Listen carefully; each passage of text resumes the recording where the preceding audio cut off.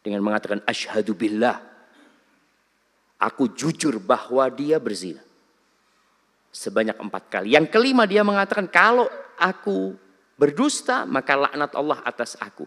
Dan itu dianjurkan dilakukan di Masjid Jami pada hari Jumat setelah sholat asar. Selamat datang di channel Kalam Syiar FM. Hari ini hari yang sangat mulia, hari Jumat. Dan waktunya setelah sholat asar.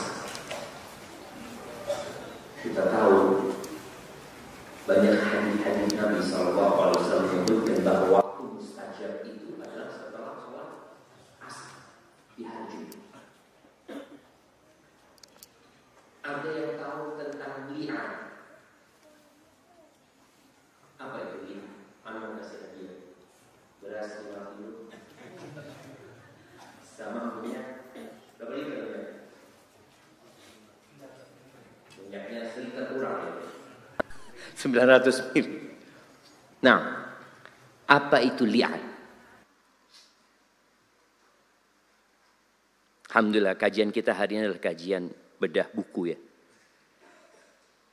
Alhamdulillah, dan Ana juga makasih banyak buat Bang Rizal yang ngundang Ana ke tempat ini. Entah udah berapa kali Ana ke sini. Dan Alhamdulillah, semoga tempat ini jadi tempat yang diberkahi Allah Subhanahu wa taala. Tadi kalau Ustadz Kuku menyampaikan ditulis ya. Dulu para ulama itu belum ada tempat percetakan. Mereka kalau mau beli buku itu berangkat ke toko-toko namanya warrakin, tempatnya orang nulis. Jadi bukunya itu disalin jemaah. Karena nggak ada percetakan. Atau dia sendiri yang nyalin. Tapi para ulama menyebutkan kalau engkau bisa beli. Soalnya waktu untuk menyalin itu butuh waktu panjang sekali. Sehingga orang itu bisa fokus belajar dan memahami. Nggak fokus menyalin buku. Dulu mau Sahih Bukhari. Ya harus beli buku yang ditulis tangan. Yang kadang-kala yang nulis ngantuk salah-salah juga. Sekarang enggak. Jadi kalau dilihat semua buku itu sama. Yang antum pegang. Namun ternyata semangat orang untuk membaca itu semakin lemah. Orang itu lebih suka mendengar dan nonton. Baik, kembali ke pertanyaan Ana. Apa itu li'an? Nah, bersumpah menuduh istri berzina. Oke. Kasih hadiah enggak apa-apa, kasih beras dia sama minyak. Ini kasih minyaknya, Bang. Iya, sebagai mukaddimah antum bisa langsung masak pulang nanti. Masya Allah, na'am. Iya, jadi ketika seorang hendak menuduh orang lain berzina, dia harus mendatangkan 4 saksi. Yang 4 saksi ini melihat perzinaan itu. Seperti masuknya tangan anak ke gelas ini. Dia melihat. Tapi suami tidak bisa mendatangkan saksi itu. Dia melihat istrinya berzina, tapi nggak ada saksi lain. Kalau dia tidak bisa mendatangkan 4 saksi, maka dia akan dipecut sebanyak 80 kali. Akhirnya Allah Subhanahu wa taala memberikan solusi. Seperti yang di surat Al-Baqarah, walladzina bukan di Al-Baqarah, di surat An-Nur. Walladzina yarmuna azwajahum. Mereka orang-orang yang menuduh istri-istri mereka. Dan mereka tidak punya saksi, maka kesaksian mereka itu dengan sumpah 4 kali. Dengan mengatakan asyhadu billah, aku jujur bahwa dia berzina. Sebanyak 4 kali. Yang kelima dia mengatakan kalau aku berdusta maka laknat Allah atas aku. Dan itu dianjurkan dilakukan di Masjid Jami pada hari Jumat setelah sholat asar. Supaya doanya semakin mustajab. Dan kita sekarang berada di akhir Jumat. Maka semoga antum bisa serius. Walaupun kadangkala habis asar ini waktu yang orang ingin santai. Pulang kerja, dia kepingin duduk santai dan alhamdulillah kitab yang kita bahas insya Allah santai. Tidak membutuhkan dia konsentrasi yang 120%, paling enggak 99%. Insya Allah kita akan bisa memahami buku yang ada di hadapan kita ini. Allahumma salli wa sallim. Oh ada ternyata, Masya Allah. Ya kirimkan ke yang di pintu sana.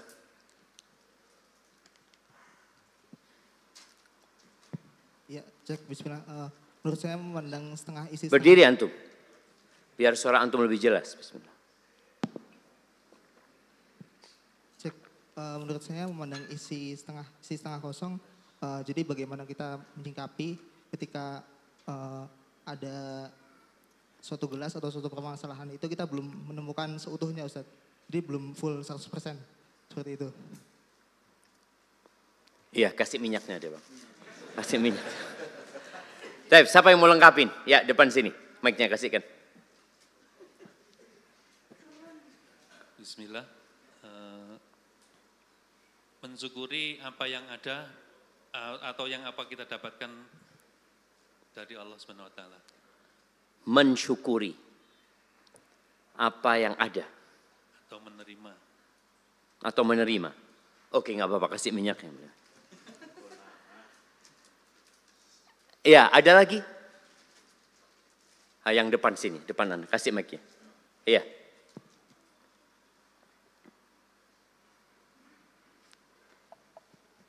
Untuk sebagai seorang muslim harus melihat banyak nikmat yang harus kita syukuri daripada hanya beberapa musibah yang seolah menyalahkan Allah. Jadi harus berbaik sangka pada Allah. Ahsanta, Masya Allah. Ya, kasih beras kau ini Bang.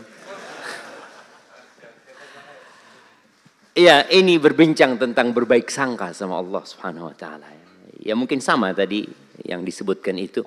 Tentang bagaimana kita hidup optimis. Selalu memandang sesuatu itu kepada isinya. Antum lihat gelas ana ini. Ada orang yang memandang gelas ini, waduh,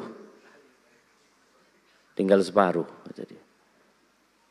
Dia akhirnya pesimis, dia tinggal. Tapi kalau dia memandang kepada isinya, dia mengatakan, alhamdulillah masih ada isinya. Dan subhanallah, ada sebuah penelitian yang manusia itu kalau selalu positive thinking dalam semua yang dia hadapin, dia akan bahagia dalam hidup ini. Walaupun dia dalam kesedihan. Tapi kalau kita melihat, coba antum buka buku ini yang sudah ada bukunya, daftar isinya. Untuk melihat ada 5 pembahasan utama. Yang pertama adalah lihat isinya. Yang kedua tidak mesti kosong. Yang ketiga rumah tangga yang bahagia atau sengsara. Itu pilihan. Yang keempat isi, dan isi. Yang kelima, lihat gelasmu. Jangan lihat gelas orang lain. Kalau tadi yang dapat minyak melihat kepada yang dapat beras, dia akan susah. Dia mengatakan, ya Allah, kok tidak dapat beras? Cuma minyak. Tapi kalau dia ngelihat kepada temannya yang nggak dapat minyak wala beras, dia akan bersyukur coba. Tapi ternyata tabiat manusia itu suka membandingkan dengan yang lebih, bukan dengan yang kurang. Maka buku ini dalam rangka membimbing kita supaya kita bisa melihat kepada isinya. Di halaman 20 ya. Meneladani para malaikat. Kita lihat ya, bagaimana malaikat memandang antum semuanya sebelum antum ada. Coba kita minta Ustadz Kuku untuk membacanya. Berkata penulis, meneladani para malaikat. Pernahkah engkau membayangkan sosok yang tak terlihat tetapi selalu hadir menjalankan tugasnya tanpa lelah dan tanpa salah? Di balik layar kehidupan manusia terdapat makhluk-makhluk yang selalu patuh pada perintah Allah Azza wa Jalla. Mereka adalah malaikat. Beberapa orang menyebut bahwa malaikat hanyalah simbol dari energi positif, bayangan spiritual yang tidak memiliki bentuk. Padahal Islam mengajarkan bahwa malaikat itu bukan sekedar perumpamaan. Mereka benar-benar ada, diciptakan oleh Allah Azza wa Jalla dari cahaya, sebagaimana manusia diciptakan dari tanah dan setan dari api. Mereka tidak makan, tidak tidur, tidak pernah membangkang. Barakallahu fikum. Ya, itu malaikat. Allah menciptakan 3 makhluk yang berakal. Sebutkan 3 makhluk tersebut dan dari apa diciptakan. Nah, tafadhal. Malaikat dari cahaya, manusia dari tanah, jin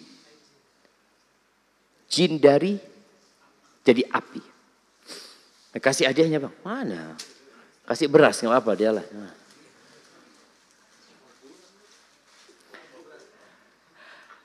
Ya, kita lihat 3 makhluk yang Allah kasih akal.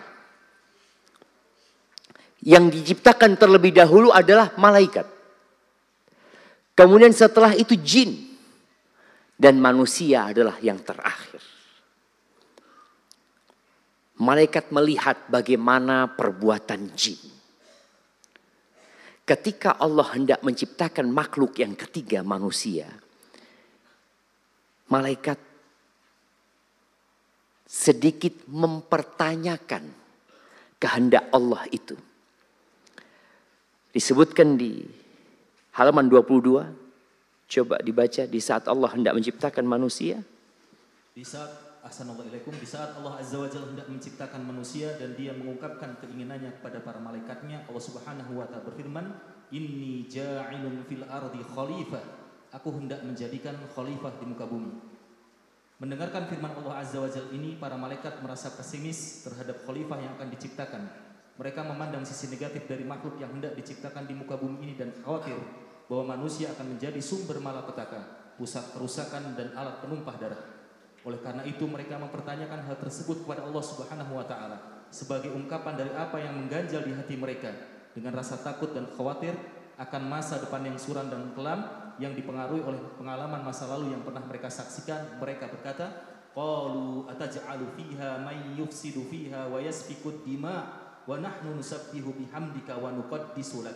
Mereka berkata, apakah engkau hendak menciptakan orang yang merusak dan menumpahkan darah di sana, sedangkan kami bertasbih memujimu dan menyucikan namamu. Lalu Allah Azza wa Jalla menenangkan para malaikatnya dengan mengatakan, qala inni a'lamu ma la ta'lamun. Dia berfirman, sesungguhnya aku mengetahui apa yang tidak engkau ketahui. Barakallahu fiik. Yang disampaikan malaikat benar-benar terjadi apa enggak? Manusia membuat kerusakan enggak? Tapi kan enggak semuanya. Ada di antara hamba-hamba Allah dari manusia yang menjadi nabi-nabi. Yang menjadi rasul.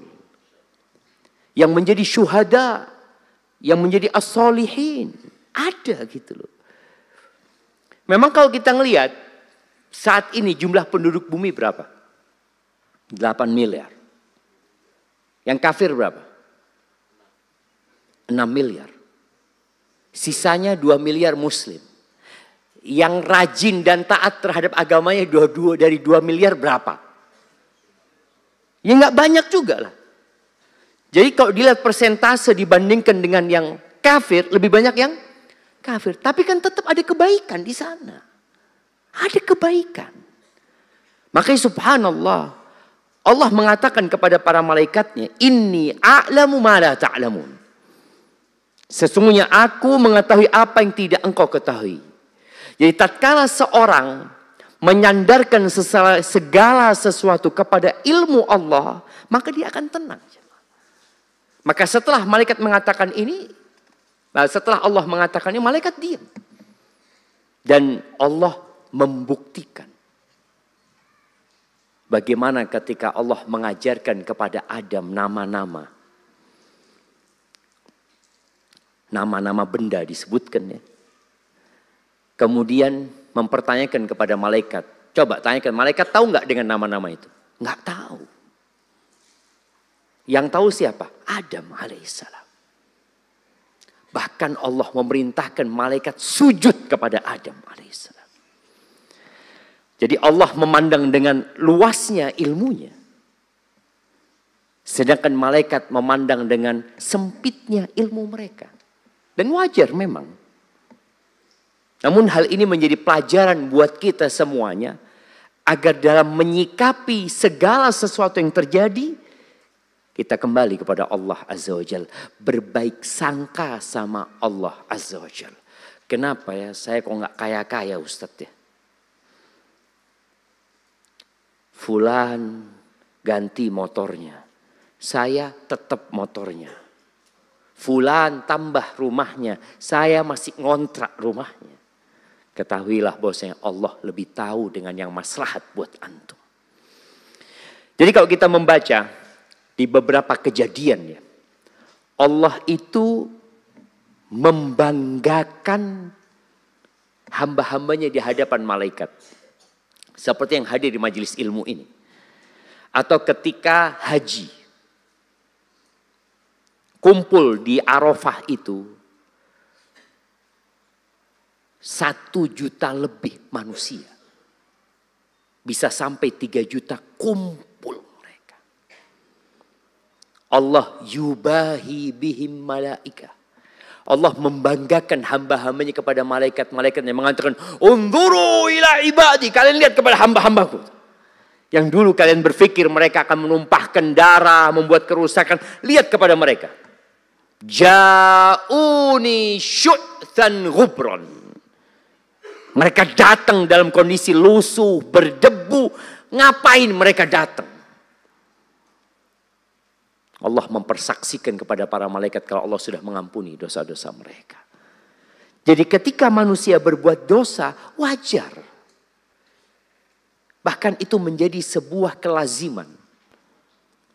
Nabi SAW mengatakan, "Laulam tudhnibu," kalau kalian tidak berbuat dosa, la dhahaballahu bikum. Allah akan mengusir kalian. Akan mendatangkan kaum yang berbuat dosa. Thumma yastaghfirun. Kemudian mereka beristighfar. Kita lihat ya, Allah tidak memandang kepada dosanya. Tapi yang Allah pandang apa? Istighfarinya. Oke, mereka berbuat dosa, tapi engkau nggak lihat dia istighfar.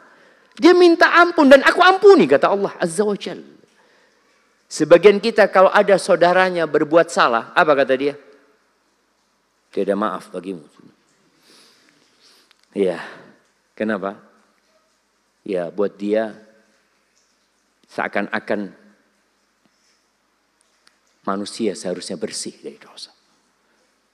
Boleh jadi kita memberikan pelajaran kepada orang yang menyakitin kita. Naam. Tapi tetap memandang semoga suatu saat orang itu berubah menjadi lebih baik. Taib di halaman 27.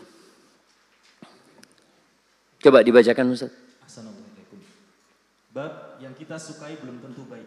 Mengapa hati kita selalu condong pada hal-hal yang menyenangkan dan menghindari segala yang tampak menyakitkan? Apakah yang terlihat baik selalu membawa kebaikan? Apakah yang tampak buruk pasti membawa keburukan? Lihatlah fenomena FOMO, fear of missing out, di mana seseorang merasa khawatir ketinggalan tren atau momen penting yang dilihat di media sosial. Pakai baju ini deh, soalnya artis itu juga pakai. Wah, boneka ini lagi viral banget, harus beli sebelum kehabisan. Tas itu keren deh, merek terkenal, pasti kelihatan stylish, dan lain-lainnya. Mereka berusaha mengikuti segala hal yang terlihat menarik dan mengasyikkan tanpa menyadari dampak negatifnya terhadap kesehatan mental mereka. Sebaliknya, hal-hal yang kita hindari karena terlihat sulit atau menyakitkan bisa jadi merupakan sumber kebaikan yang besar. Contohnya adalah proses belajar dan bekerja keras. Banyak yang merasa terbebani oleh belajar atau bekerja, tetapi pada akhirnya usaha tersebut membawa mereka menuju kesuksesan dan kemandirian. Maka yakinlah bahwa kebaikan Allah Azza wa Jalla tak terlukiskan di tangannya terdapat segala kebaikan, di tangannya terdapat segala kebaikan dunia dan akhirat.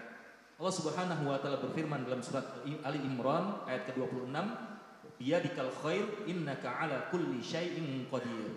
Di tanganmu lah segala kebajikan, sesungguhnya engkau maha kuasa atas segala sesuatu. Lanjutkan. Terkadang kita membenci sesuatu, tetapi ternyata di balik perkara itu terdapat banyak kebaikan yang tidak kita ketahui. Barakallahu fiik. Jamaah tahu bayi ketika disapih sama ibunya, dia suka apa enggak? Tapi kenapa bapak ibunya maksa untuk nyapih dia? Dipaksa tuh bayi. Sampai sakit-sakit tuh bayi. Kadang-kala dikasih pahit-pahit ya. Disusuk emaknya itu. Apa? Dikasih apa? Betadine. Wah, pengalaman Ustaz dikasih betadine. Dikasih yang pahit-pahit. Bukan karena bapak ibunya jahat, enggak. Dan anak ini enggak suka jamaah dengan disapih itu. Bahkan terkadang tadi sampai kurus dia disapih. Tapi tetap orang tuanya melakukan hal itu. Kenapa? Karena ini anak enggak tahu apa-apa. Setelah disapih ada banyak makanan enak sebenarnya. Makanya ketika anak itu tahu dengan makanan enak, dia nggak cari lagi susu ibunya. Tapi di proses itu kadangkala manusia tidak sabar. Ketika orang sakit, kemudian diamputasi, dia suka nggak diamputasi kakinya? Nggak suka. Tapi ketika dia tahu engkau kalau nggak diamputasi, dia diamputasi sampai betisnya. Kalau engkau nggak diamputasi sampai pahamu engkau dipotong. Akhirnya dia menerima. Tapi biasanya orang baru tahu itu kapan? Setelah kejadian. Sedangkan kita belajar hari ini supaya pada saat kejadian itu terjadi, peristiwa itu terjadi, kita sudah husnudzon. Umar bin Khattab pernah mengatakannya. Aku nggak peduli kata Umar. Besok aku dalam kondisi yang aku sukai atau aku benci. La ubali kata Umar. Kenapa Umar? Kenapa engkau tidak peduli? Kan orang biasanya selalu menginginkan kondisi yang dia senangkan. Inginnya seperti ini, inginnya seperti ini. Umar mengatakan, karena aku nggak tahu. Kebaikan itu ada yang di aku sukai atau yang di aku benci. Aku nggak tahu. Manusia itu cuma tahu aku suka dan tidak suka. Like and dislike. Itu aja manusia tahu. Baik atau tidak, wallahu a'lam, dia nggak tahu. Betapa sering ada kejadian, umpamanya anak itu sakit sehingga dia tidak berangkat ke sekolah. Ya ibunya sedih ya anaknya sakit ini itu, ternyata ke sekolah, teman-teman di sekolahnya keracunan makanan. Dia mengatakan, alhamdulillah nak, engkau nggak sekolah nak. Baru tahu ibunya. Kalau sekolah ikut keracunan gitu seperti. Dan coba dibaca firman Allah di surat Al-Baqarah 216 ini, halaman 29. Assalamualaikum. Firman Allah Subhanahu wa taala dalam Quran surat Al-Baqarah ayat 216, kutiba alaikumul qitalu wa huwa kurhul lakum wa asa an takrahu syai'an wa huwa khairul lakum wa asa an tuhibbu syai'an wa huwa syarrul lakum wallahu ya'lamu wa antum la ta'lamun. Dia wajibkan atasmu berperang, berjihad, padahal itu kamu benci.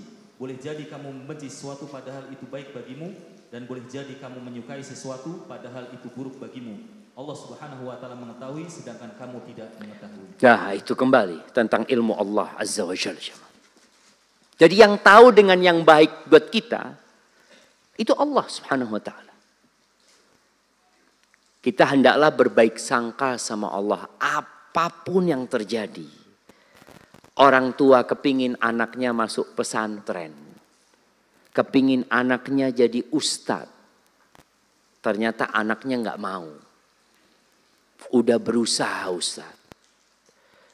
Terus apa yang seharusnya dilakukan oleh orang tua? Ya udah bismillah. Mungkin Allah menyediakan buat dia jalan lain untuk kebaikan dia. Dan boleh jadi kebaikan buat orang tuanya juga di kemudian hari. Tidak semua para sahabat jadi ustadz. Kalau antum lihat. Yang terkenal dari ustadz-ustadz sahabat nggak banyak. Tapi semua sahabat jadi orang-orang baik dan soleh. Apakah antum semua di sini ustadz? Enggak. Kalau antum semua ustadz, siapa yang menghadiri kajian ustadz? Nggak ada jemaah. Jadi memang Allah sudah membagi bagaimana kehidupan manusia di muka bumi ini. Tapi di halaman 34, badai pasti berlalu. Ya, siapa sih yang tidak punya masalah di rumahnya? Coba angkat tangan, anak kasih beras semuanya. Coba. Sama minyak ini. Coba. Semua punya masalah. Coba. Semuanya punya masalah. Karena Allah menjadikan kehidupan ini tempatnya masalah.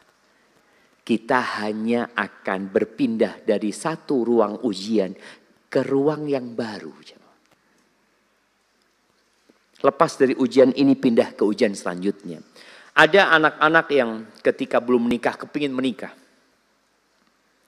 Karena dia melihat sohibnya pada nikah, kapan aku nikah. Akhirnya dia nikah. Setelah dia nikah dia cerita sama sohibnya. Ya Allah ternyata ruwet dia nikah. Itu ya kata dia. Kata teman ana dulu saat nikah itu enaknya cuma 5%. Sisanya enak sekali gitu Ustaz. Ternyata nggak kayak gitu Ustaz. Betul coba. Nggak ada kesenangan di muka bumi ini kecuali dibalut dengan kesengsaraan. Itu sudah menjadi tabiat dunia ini. Supaya manusia ingat dengan akhirat. Supaya dia memandang kepada kehidupan yang selanjutnya nanti. Berkaitan dengan badai pasti berlalu. Yakin. Jadi kalau antum sedang susah. Ingat dengan firman Allah. Fa inna ma'al usri yusra. Allah sebutkan maka sesungguhnya beserta kesulitan ada kemudahan. Jadi di sini Allah tidak menyebutkan sesudahnya. Tapi beserta. Jadi kalau antum lagi susah, yakin kemudahan itu lagi datang bareng. Cuma kalau bicara datang bareng ya. Kayak antum datang ke sini sama sohib kata dia. Lu antum sendiri, enggak Ustaz, sama sohib. Mana sohib? Kayaknya bentar lagi dia akan sampai. Kemudahan seperti itu. Ketika antum dalam kesulitan, yakin. Tadi kalau kita bicara gelas ini, yakin sama isinya. Walaupun datangnya terlambat. Ada orang yang nunggu kedatangan kemudahan itu 7 tahun. Waduh lama banget Ustaz. Para sahabat Nabi yang hijrah ke kota Madinah. Kapan mereka hidupnya nyaman? Anda kasih beras. Kapan secara ekonomi kehidupan mereka jadi lebih nyaman? Jemaah, nah. Setelah perang Khaybar. Kasihkan hadiah berasnya itu bang. Insya Allah. Tapi para sahabat Nabi pernah makan nasi enggak? Nggak ada nasi di Madinah. Nggak ada nasi di Madinah, di Mekah jemaah. Khaybar itu di awal tahun ke-7 Hijriah. Artinya tahun pertama, tahun kedua, tahun ketiga, tahun keempat, tahun kelima, tahun keenam. Mereka terus berjuang jemaah. Tahun ke-7 datang kemudahan. Allah berikan kemudahan kepada para sahabatnya. Tapi orang kalau memandang kepada kemudahan itu hidupnya tenang. Dia yakin fa inna ma'al usri yusra. Kalau antum ngomong sama istri, mungkin kondisi ekonomi lagi susah, sampaikan kepada istri fa inna ma'al usri yusra, kata dia. Dipandang antum sama istri antum, ya sudah berapa tahun kita susah kayak gini. Enggak, masih banyak kemudahannya. Lihatlah kepada kemudahan-kemudahan yang lainnya. Taib. Di halaman ke-36. Coba dibaca ucapan Ibnul Mubarak. Assalamualaikum. Ibnul Mubarak rahimahullah ta'ala berkata dalam kitabnya Al-Jihad bahwasanya Umar bin Khattab radhiyallahu anhu pernah menulis surat kepada Abu Ubaidah yang baru tiba di Syam dan dihadang oleh musuh kala itu. Isi tulisan Umar, amma ba'd, tidaklah Allah menurunkan kesulitan pada seorang mukmin, melainkan setelah itu Allah akan mendatangkan kelapangan baginya. Oleh sebab itu, ingatlah, satu kesulitan mustahil mengalahkan dua kemudahan. Kemudian dalam surat tersebut, Umar bin Khattab radhiyallahu anhu menyebutkan ayat, Ya ayyuhalladzina amanu isbiru wa sabiru wa rabitu wattaqullaha la'allakum tuflihun. Wahai orang-orang yang beriman, bersabarlah kamu, kuatkanlah kesabaranmu, tetaplah bersiap siaga di perbatasan dan bertawakallah kepada Allah agar kamu beruntung. Bertakwalah. Bertakwalah kepada Allah agar kamu beruntung. Barakallahu fikum. Jadi para sahabat Nabi, ya ketika peperangan itu nggak selalu menang. Mereka menghadapi masa-masa yang sulit. Ketika perang Riddah menghadapi Musailamah al-Kadzdzab itu ya. Itu banyak sahabat yang terbunuh. Bahkan pembaca-pembaca Al-Quran, penghafal Al-Quran. Tapi setelah itu Allah kasih kemenangan. Namun butuh kesabaran. Tapi umat Islam ketika perang Badar menang apa kalah? Menang. Ketika perang Uhud, kalah. Setelah itu perang Khandaq, menang. Gitu. Setelah perang Khandaq, tahun ke-6 Hijriah, mau umroh, nggak bisa umroh. Akhirnya tahun depan baru bisa umroh. Kemudian selanjutnya Fathu Makkah. Terus seperti itu. Ada kesulitan, bersamanya ada kemudahan. Jangan antum berpikir mau seneng terus. Jadi kalau antum jalannya turun terus, kira-kira sampai kemana nanti? Ke jurang. Maka antum lihat semua jalan yang dibuat oleh manusia. Mesti ada naik. Ya, nanti turun lagi, dibikin naik lagi, baru akan sampai.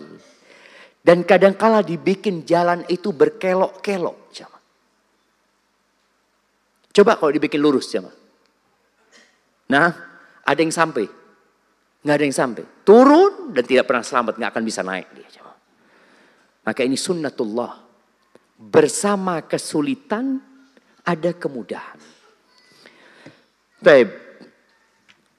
Mungkin ya dibaca di halaman selanjutnya, halaman 37. Assalamualaikum. Sabar dan optimis adalah kunci saat semua pintu tertutup. Apabila semua pintu telah tertutup dan semua jalan buntu, yakinlah bahwa pintu Allah Azza wa Jalla akan terbuka dan jalan menujunya akan tembus. Percayalah pada pertolongan Allah. Ketika Nabi Musa alaihissalatu wassalam melarikan diri bersama kaumnya dan menemui jalan buntu, lautan yang tak mungkin diseberangi, tanpa kapal dan tanpa jembatan, kaumnya pun merasa pesimis. Pasukan Fir'aun yang selama bertahun-tahun menjadi momok menakutkan semakin mendekati mereka. Dalam keadaan yang sangat mencekam, di hadapan mereka terdapat lautan. Sementara di belakang mereka tentara Fir'aun yang siap menghabisi. Orang-orang yang imannya lemah mulai putus asa. Namun tidak demikian dengan Nabi Musa alaihissalatu wassalam. Ia tetap optimis. Keimanannya telah merasuk ke relung-relung hatinya, bercampur dengan darah yang dipompakan oleh jantungnya ke seluruh jiwa dan raganya. Hal ini mengantarkannya untuk selalu berhusnudzon kepada Allah Subhanahu wa taala. Allah Subhanahu wa taala telah berfirman dalam sebuah hadis qudsi, "Ana 'inda dhanni 'abdi bi." Aku sesuai dengan persangkaan hambaku kepadaku. Barakallahu fiik. Jadi ternyata semuanya tergantung persangkaan kita kepada Allah. Allahumma shayyiban nafi'an. Kalau antum lihat hujan ini, aduh, banjir kayaknya. Banjir sungguhan nanti coba. Coba ketika hujan turun, ya Allah, alhamdulillah ya Allah. Mudah-mudahan jadi hujan yang manfaat, shayyiban nafi'an. Insya Allah jadi manfaat. Tapi kenapa banyak manusia ketika turun hujan itu, dia berprasangka buruk. Yang akhirnya dia menunggu itu banjir, jemaah. Memang dia tunggu, dilihat airnya, oh mulai naik kan? Ah, betul kan? Sedangkan Nabi SAW mengajarkan kepada kita berbaik sangkalah kepada Allah. Dan cerita Nabi Musa tadi. Bagaimana Nabi Musa melihat lautan dan kaumnya sudah putus asa. Nabi Musa mengatakan, kalla inna ma'ya rabbi sayhidin. Enggak mungkin mereka akan menghabisi kita. Itu baik sangka sama Allah. Sesungguhnya bersamaku ada Rabbku yang akan memberikan petunjuk kepadaku. Padahal nggak mungkin secara akal manusia, ya Allah nih orang gimana sih? Udah nggak ada jalan nih, laut, nggak ada perahu. Depanmu belakangmu Fir'aun. Apa yang terjadi? Allah bisa membelah lautan, jemaah. Kadangkala kita itu fokus dengan kemampuan kita, lupa dengan kemampuan Sang Pencipta. Selalu kita mengatakan kayaknya tidak mungkin. Loh apanya nggak mungkin? Ruwet urusannya Ustaz. Loh oke, kalau Allah mudahkan, ya nggak tahu lagi ya. Kok nggak tahu lagi? Yakin kalau Allah memudahkan, lautan dibelah sama Allah Subhanahu wa taala. Dan kalau antum lihat Nabi Ibrahim ketika dilemparkan ke api, apa yang dikatakan oleh Nabi Ibrahim? Anak kasih minyak antum. Nah, apa yang dikatakan oleh Nabi Ibrahim? Jamaah, mana yang mau angkat tangan?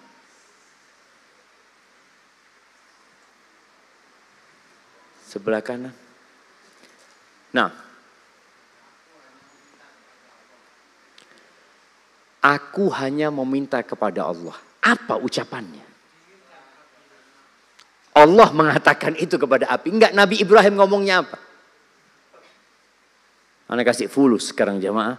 Karena ada yang mengeluh, aduh beras ini susah bawanya. Kalau fulus langsung masuk kantong. Nah, tapi antum bawa beras sama bawa fulus beda ke rumah jamaah. Apalagi dapatnya di masjid berasnya jamaah. Nah, iya. Hasbunallah ni'mal wakil. Masya Allah. Kita kasih fulus apa beras antum? Ini nggak tahu ada isinya apa enggak?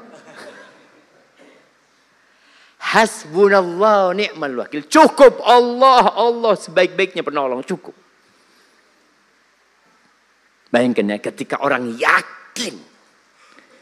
Ini Nabi Ibrahim berbaik sangka sama Allah. Allah akan menyelesaikan urusan api. Gimana? Wallahu alam sudah. Teknisnya itu kita nggak usah mikir. Jadi kalau sudah jalannya tertutup, antum nggak usah mikirin teknisnya. Kira-kira seperti apa Allah akan kasih solusi? Gak usah. Allah akan kasih solusi dari arah yang antum tidak pernah memikirkan sama sekali.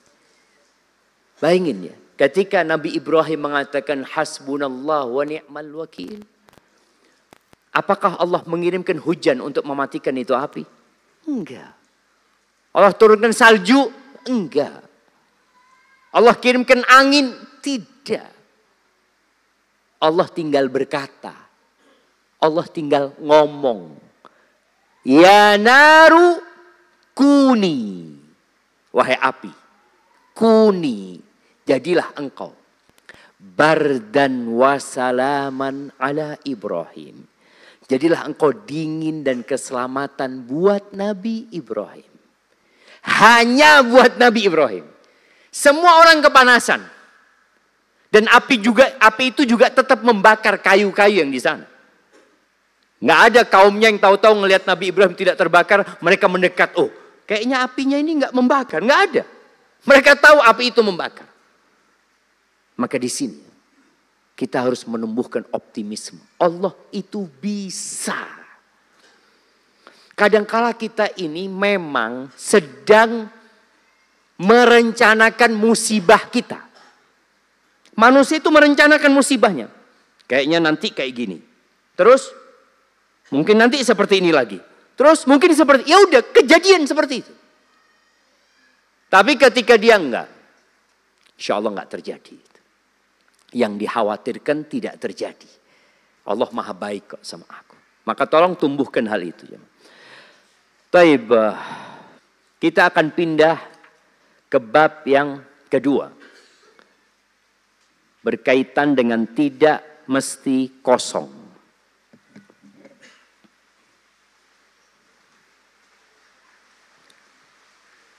Masya Allah jemaah. Kira-kira ketika antum dengar hujannya tambah keras ini, apa prasangka antum jemaah? Iya, coba dibaca bab 2. Tidak mesti. Assalamualaikum, bab 2, tidak mesti kosong. Jika engkau sabar, tak ada ujian yang sia-sia. Bahkan yang tampak kosong pun mungkin sedang dipenuhi kebaikan olehnya. Allahu Akbar jemaah. Bayangin ya. Sampai yang kita berpikir ini kayaknya kosong, nggak ada kebaikan. Padahal di situ sedang banyak kebaikan yang Allah isi. Taib, kita akan belajar dari seorang wanita yang berkulit hitam. Di halaman 60 ya. Kita itu kalau ngelihat orang hitam, kita kalau melihat orang kulit hitam, soalnya kita kulitnya nggak hitam. Tapi kalau Anda nyampaikan ini, yang hadir kajian orang-orang hitam, pantas Anda nyampaikan ini? Ya enggak, mereka ngomong ya memang kita kayak gini Ustaz gitu loh. Tapi Nabi SAW sebagai orang Arab yang hidup di masyarakat Arab, yang kulit mereka putih kemerahan, yang pada saat itu pandangan mereka kepada yang hitam itu rendah.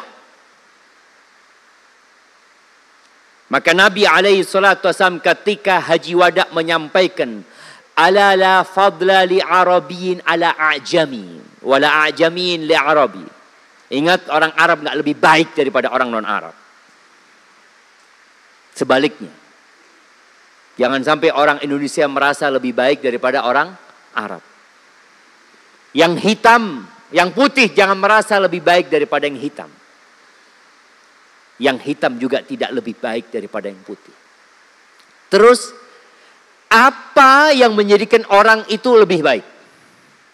Takwanya. Kita nih, di masjid ini. Nah, antum. Iya. Kasih minyak dia bang. Sebelum kita tanya kasih minyak dulu lah. Nah, antum kenal dengan yang kanan kiri antum? Kenapa nggak kenalan? Loh, kenapa tidak kenalan dari tadi? Nggak perlu antum kenalan sama mereka. Aku kenalan dulu sekarang antum. Semua yang di sini kenalan dulu jemaah. Baru kita lanjutkan. Loh, ayo kenalan dulu antum. Tanya nama, dari mana dan apa profesinya. Loh, yang di luar juga jangan lihat-lihat Anda, lihat temennya. Jangan lihat ustadznya, lihat kepada kanan kirinya. Emak-emak juga kayak gitu.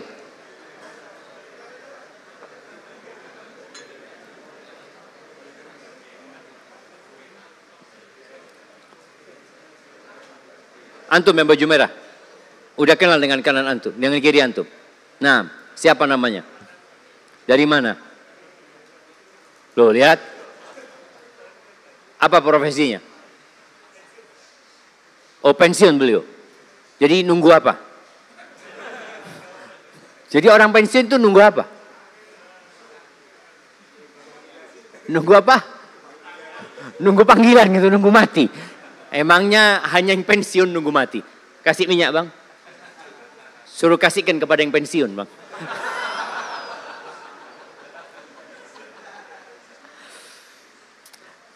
Itulah jamaah. Kita itu kadang-kadang nggak mau ambil pelajaran dari saudara kita. Mungkin dia punya cerita, bapak yang pensiun ini, ya Allah ya, sudah sepuh dia, masih ngaji, seperti itu.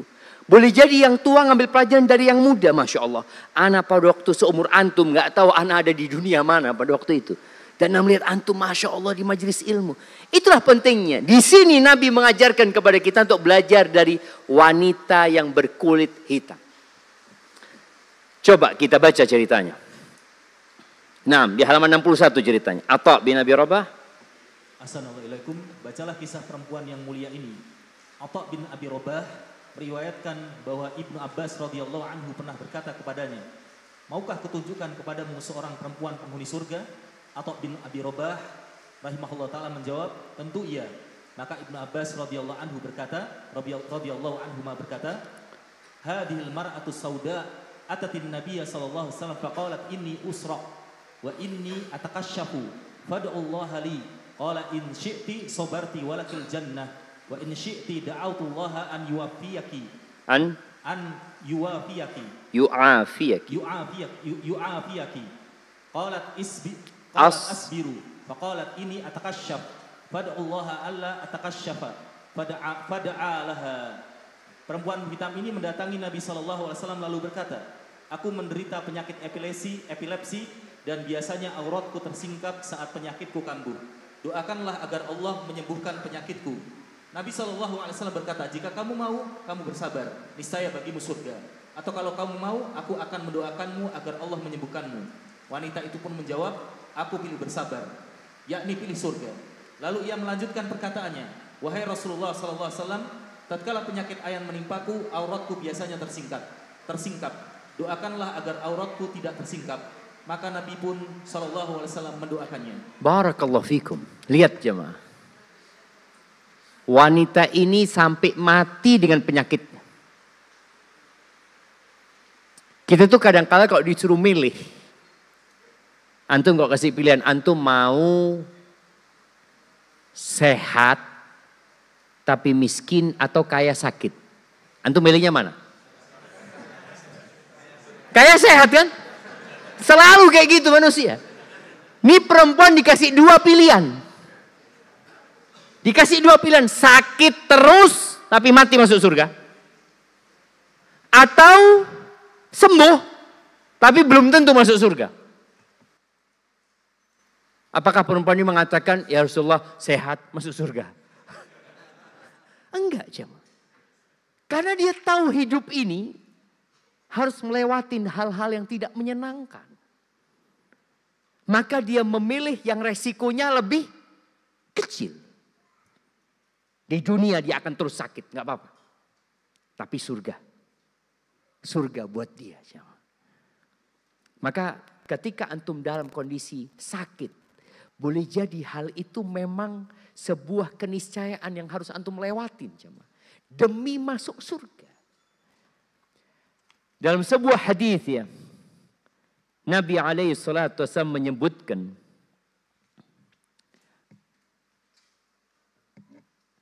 idza sabaqat lil abdi manzilatun 'indallah. Kalau Allah tetapkan buat seorang hamba kedudukan di sisi Allah, la yablughuha bi amali, yang amalan dia nggak cukup untuk sampai ke surga itu, nggak cukup. Ibtalahullah, Allah akan kasih balak dia di dirinya, di hartanya, di keluarganya, supaya dia bisa sampai ke derajat itu. Seperti perempuan ini, amalannya nggak cukup dia. Maka Allah kasih balak, yang balak itu mengantarkan ke surga. Jadi kalau antum sekarang dikasih penyakit sama Allah, dan mungkin antum gak cerita sama teman-teman antum. Ada seorang mahasiswi ya, di STDI. Suami cerita, Ustaz, anak punya istri, masih muda. Anak punya istri cuci darah sepekan 2 kali, Ustaz. Doakan, Ustaz, ya kata dia. Satu kelas temennya gak ada yang tahu. Ketika anak sempat menyampaikan di kelasnya dia, mahasiswi itu langsung ngomong, Ustadz, afwan Ustadz, itu rahasia anak. Tahu dia anak mau cerita sesuatu. Akhirnya anak gak cerita.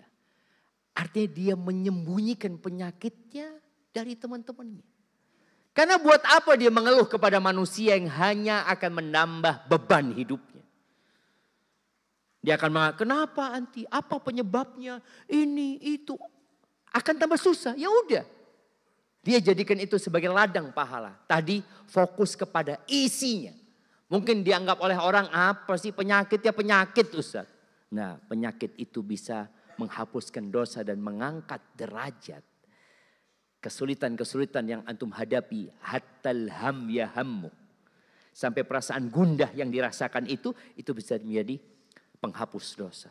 Jamaah, kalau tadi belajar dari wanita hitam, kita perlu belajar dari pelacur. Masa Ustadz ambil pelajaran dari pelacur? Apa sih baiknya pelacur? Wallah, boleh jadi pelacur itu yang mungkin kita ngelihat sekarang ada orang-orang yang ya dipandang di masyarakat sampah. Boleh jadi di akhir hayatnya tobat masuk surga dan antum di akhir hayatnya berubah lalu masuk ke neraka.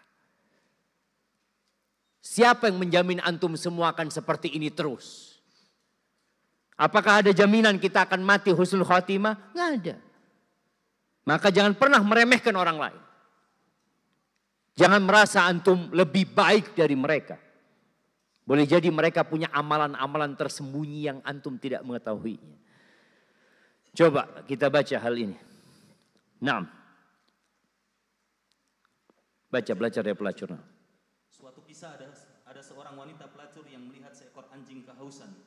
Dengan penuh iba ia turun ke dalam sumur, mengambil air dengan sepatunya lalu memberikannya kepada anjing itu. Tak ada yang memuji, tak ada yang menyaksikan, dan tak ada pula yang mencatatnya di hadapan manusia. Namun Allah Azza wa Jalla melihatnya. Karena perbuatan kecil yang dilandasi keikhlasan itu, Allah Azza wa Jalla mengampuni seluruh dosanya dan memasukkannya ke dalam surga. Ini bukan kisah tentang anjing, bukan pula tentang betapa rendahnya pekerjaan sang wanita. Ini adalah kisah tentang kasih sayang Allah yang melampaui batas penilaian manusia. Kisah tentang satu amal yang dilakukan dengan keikhlasan hati yang mampu menjadi sebab keselamatan di akhirat. Melalui kisah singkat ini kita belajar bahwa hidup bukan hanya tentang dosa-dosa yang pernah kita lakukan, melainkan juga tentang bagaimana kita mengisi ruang tersisa dengan kebaikan. Masa lalu mungkin buram, penuh noda dan luka, namun itu bukan alasan untuk menyerah, sebab satu amal kecil yang tulus bisa menjadi titik balik yang mengantarkan kita kepada ampunan dan ridho Allah Azza wa Jalla.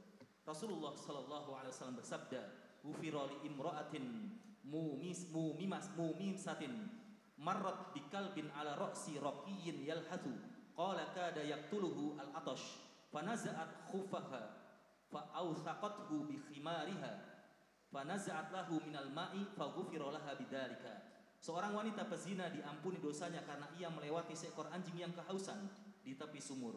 Anjing itu menjulurkan lidahnya, hampir mati karena dahaga. Lalu wanita itu melepas sepatunya, mengikatnya dengan kerudungnya dan mengambil air untuk memberi minum anjing tersebut. Maka Allah mengampuni seluruh dosanya karena perbuatan tersebut. Hadis riwayat Bukhari nomor 3324. Allahu Akbar. Masih banyak kisah yang diceritakan Nabi SAW.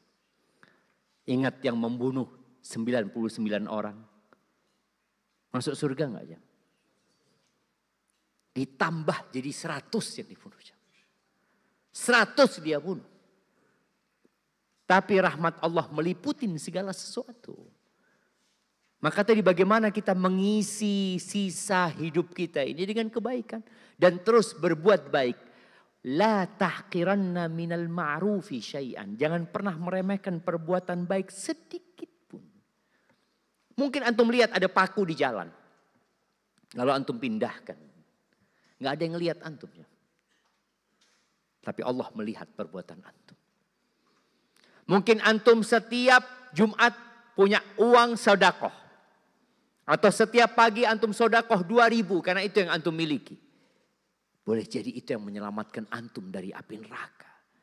Ittaqin nar walau bisyikki tamroh. Selamatkan diri kalian dari api neraka walaupun dengan setengah butir kurma.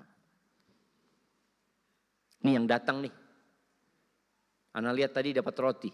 Dapat roti? Udah habis. Boleh jadi ada yang datang terlambat. Nggak dapat roti. Bisakah antum berbagi sama dia?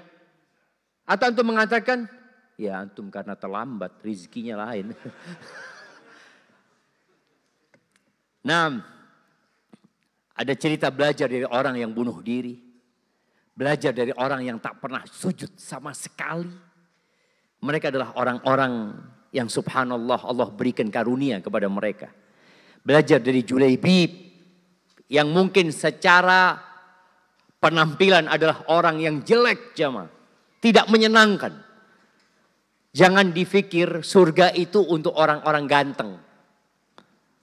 Manusia itu selalu memandang kepada rupa, kepada fisik.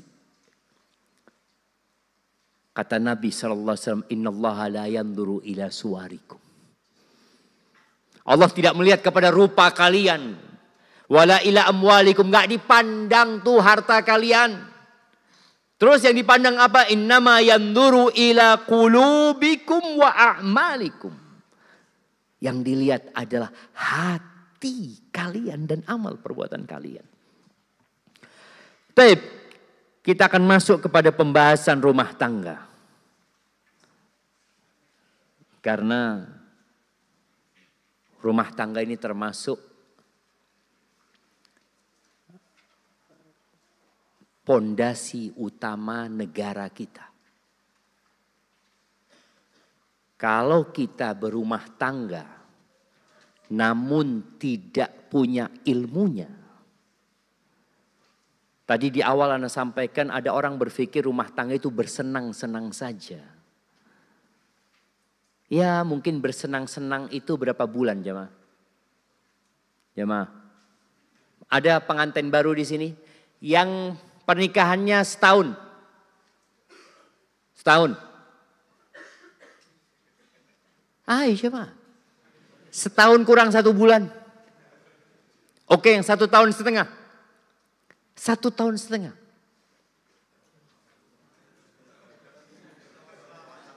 Oke, ada di luar sana. Di luar sana. Kasih mic-nya kepada luar sana.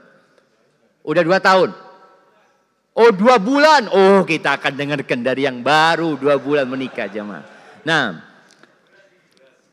Dapat apa? Beras sama minyak sama fulus kita kasih jemaah. 6. Setelah 2 bulan ini apa yang antum merasakan? Berdiri antum lah.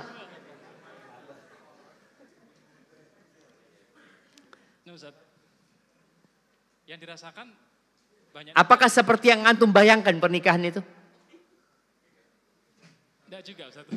Gimana? Tetap ada susahnya Ustaz.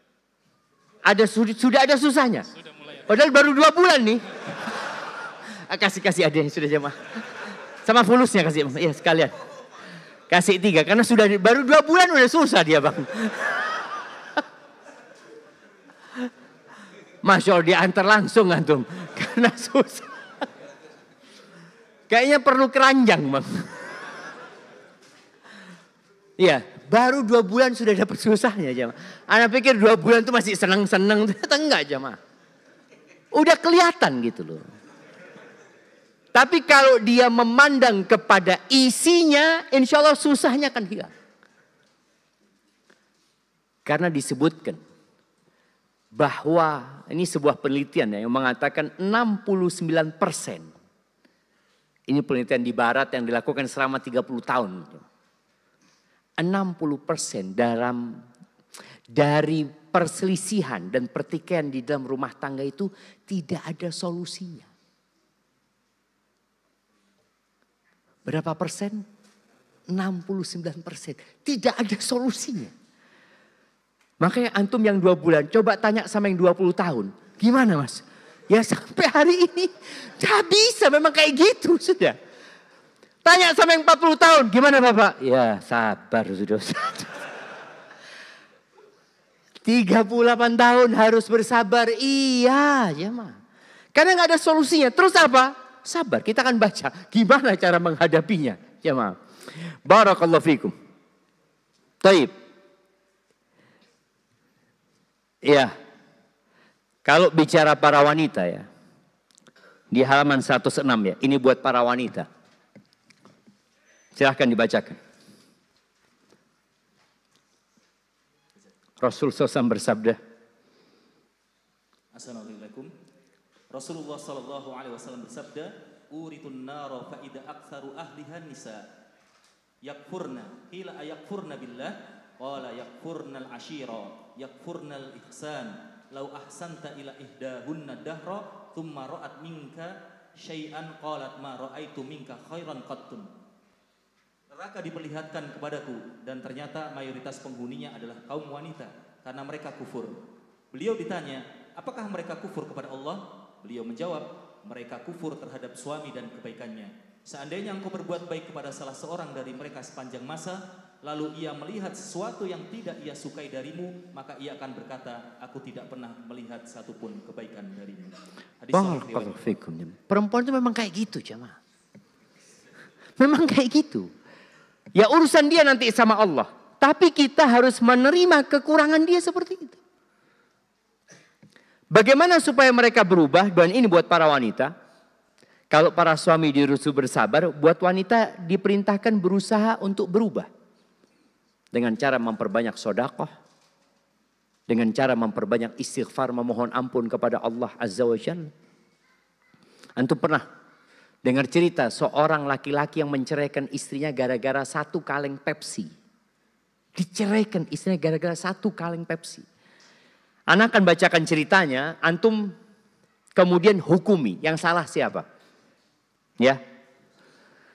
Ini seorang perempuan telepon sama suaminya ketika masih di tempat kerjanya. Dan memang ada perubahan gaya hidup, jemaah. Jadi para istri tolong menerima kondisi suami yang kadang-kala di rumah dia ngurusin pekerjaan. Mungkin sebagian istri mengatakan, ya ini Ustaz, suami kami Ustaz di rumah masih telepon urusan pekerjaan. Taib. Kalau dia di kantor, anti telepon urusan rumah enggak? Ya kadang-kadang, ya sama gitu loh. Dulu orang kalau berangkat kerja, enggak akan pernah direcokin sama istrinya. Ketika belum ada HP, ketika belum ada telepon, sama sekali. Dan di masa dulu ketika sampai rumah, enggak pernah direcokin sama urusan kantornya. Enggak ada telepon. Tapi sekarang sudah enggak. Kehidupan itu berubah. Nih suami ditelepon sama istrinya, bang kalau pulang, ya ini kita bicara di Arab sana ya. Sebelum terjadi boykot ini. Mereka suka banget sama Pepsi ya. Bukan Coca-Cola ya. Kata suaminya, abshiri. Tenang. Akhirnya suami pulang dari kerja mampir ke minimarket, dia beli belanja macam-macam, dia bawa 2 kantong itu. Sampai rumah, dibongkar sama istrinya. Dikeluarkan roti, dikeluarkan keju, dikeluarkan ini banyak yang dibeli sama suaminya. Pepsinya nggak ada. Apa kata istrinya? Bang, mana Pepsiku bang? Astagfirullah, lupa. Kata sang istri, engkau memang kayak gitu bang. Setiap aku minta sesuatu nggak pernah engkau penuhi. Kalau ibumu yang minta, kalau kakakmu yang minta, selalu engkau penuhi. Ingat kejadian pada waktu ini. Kalau terus jamaah diungkit kesalahan suami. Terakhir suami yang mengatakan, afwan bener ana lupa ini tuh. Enggak bang, kau memang kayak gitu sama aku. Terakhir suaminya enggak kuat. Aku ceraikan engkau. Yang salah siapa? Pepsi yang salah. Yang salah siapa? Dua-duanya salah. Suami seharusnya memahami memang perempuan kayak gitu loh. Masa engkau gara-gara Pepsi ceraikan istrimu? Ya udah biarkan dia. Iya sudah, iya kalau engkau nggak kuat keluar rumah sudah ke masjid. Kadang-kala ketika engkau keluar rumah sama istri dia, bang jangan keluar dulu, belum selesai urusannya. Urusan Pepsi belum selesai, aku keluar aku mau beli gitu loh. Jadi memang kudu sabar jamaah. Diperintahkan para laki-laki untuk melihat kepada kelebihan istrinya. Bukan kepada kekurangan. Dia memang kayak gitu loh. Sampai kapan dia kayak gitu? Sampai mati kau akan lihat istrimu kayak gitu. Waduh capek Ustaz, hidup ini capek dan lelah. Laqad khalaqnal insana fi kabad. Allah sudah menetapkan hal itu.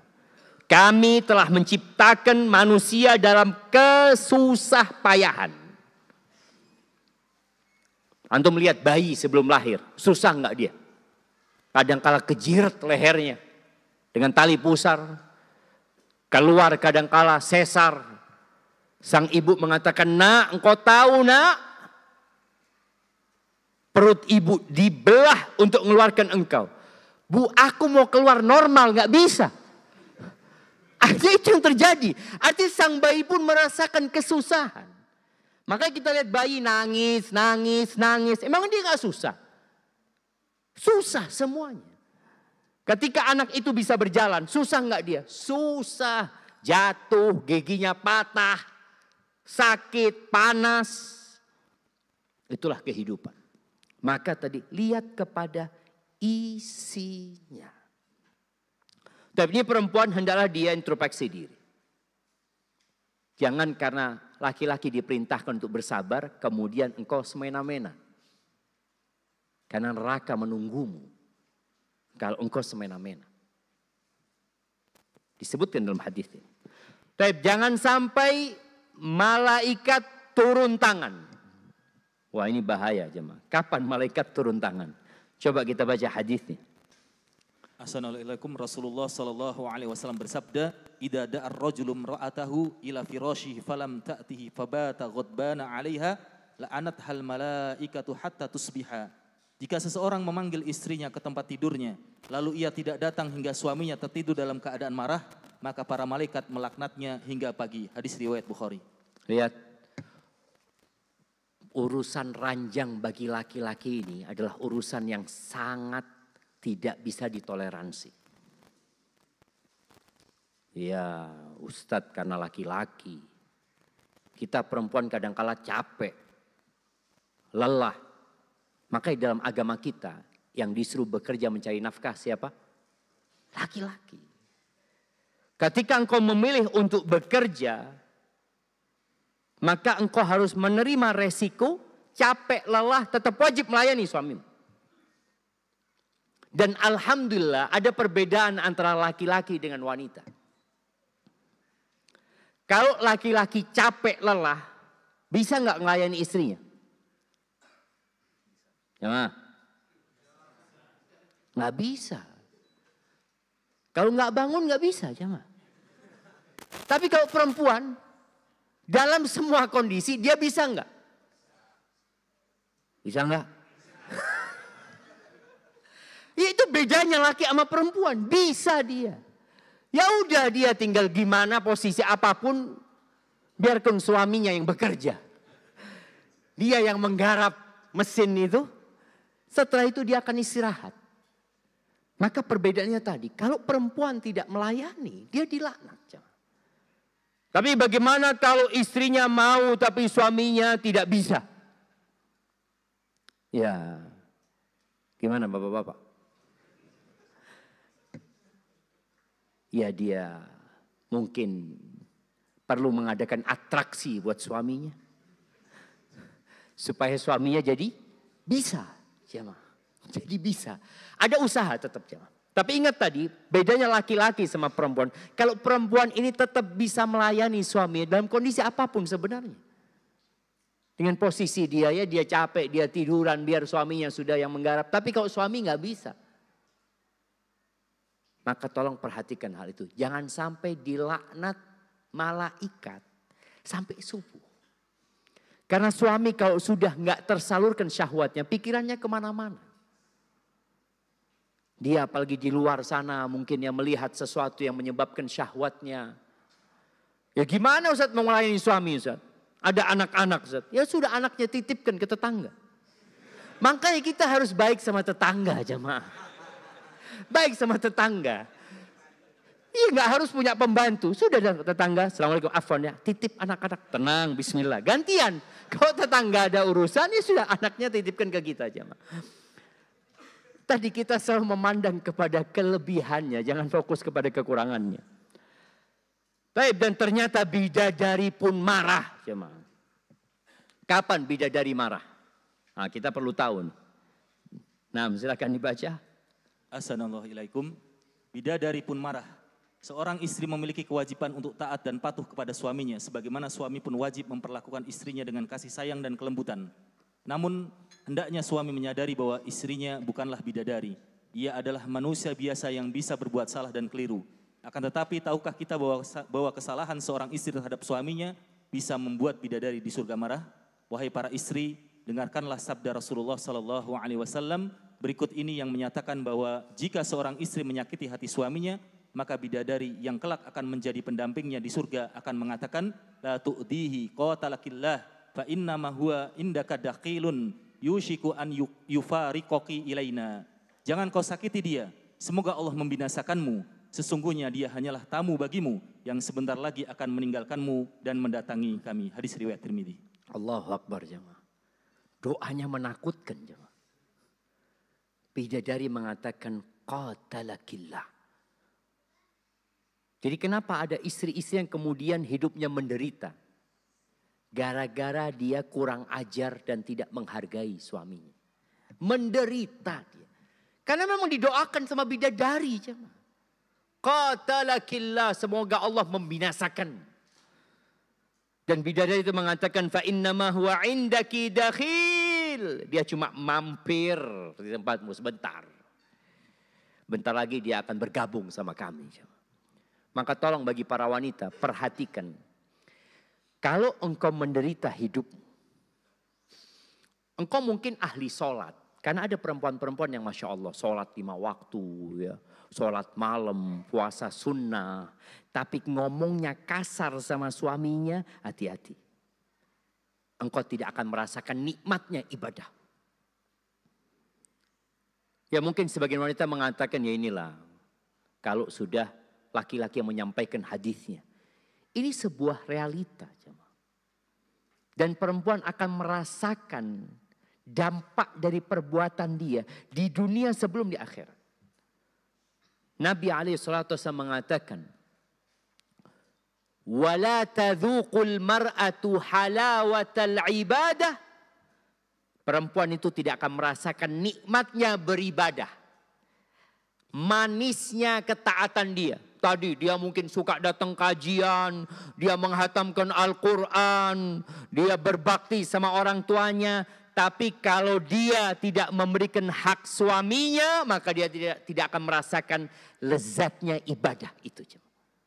Menderita hidupnya. Maka tadi bidadari marah. Kalau yang sebelumnya malaikat marah gara-gara urusan ranjang. Kalau ini gara-gara biasanya ucapan dan ketidakadanya penghargaan istri kepada suaminya. Belajar dari Khadijah atau belajar dari istrinya Nabi Ismail dulu jemaah. Ya, kalau antum baca ceritanya Nabi Ismail ini, bagaimana Nabi Ibrahim nyuruh Nabi Ismail bukan poligami, tapi poliganti. Ada poligami, ada poliganti. Ketika Nabi Ibrahim melihat istrinya Nabi Ismail ini bercerita tentang kondisi rumah tangganya kepada orang asing dengan cerita yang buruk.